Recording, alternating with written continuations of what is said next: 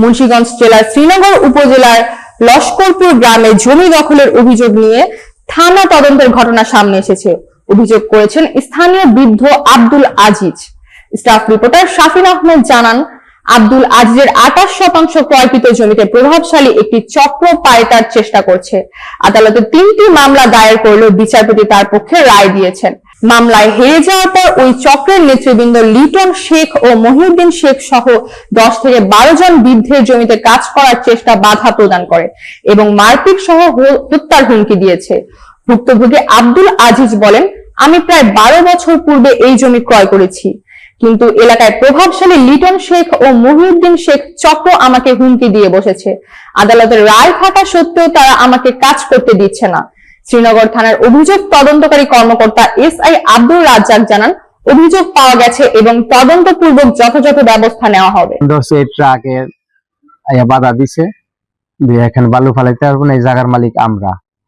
বলছে আমরা রায় পাইছি করছে, নামজারি আছি, সব আছে, আজিজ শেখ বালু ভরবো, আপনারা কেন বাধা দেন?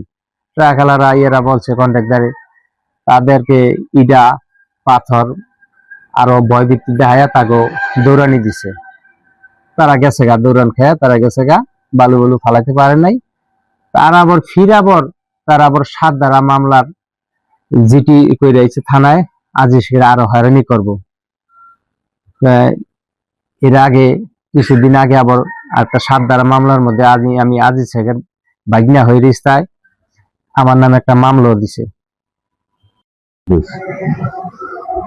আপনার বাড়ি কি লস্করপুর? লস্করপুর, আমাদের বাড়ি লস্করপুর। এই জায়গাটা সম্বন্ধে আপনি কিছু জানেন?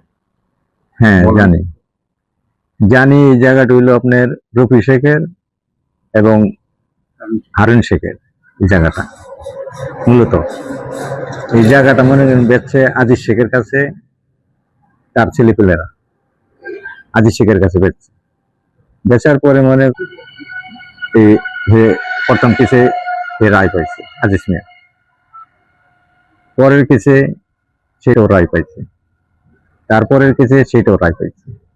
এখন মনে করেন সে বালি ফালাইতে যায়, ওখানে রায় দিছে যে ঠিক আছে, এই রায় পাইছে, 3টা রায় পাইছে। রায় পাওয়ার পরে মনে করেন যে সে এখন বালি ফালাইতে চায়, এই তারাই যে মনে করেন যে এখন বাধা দিচ্ছে, তারা মারপিট করবার আহে, এই হুমকি দেয়, এই আসে। এখন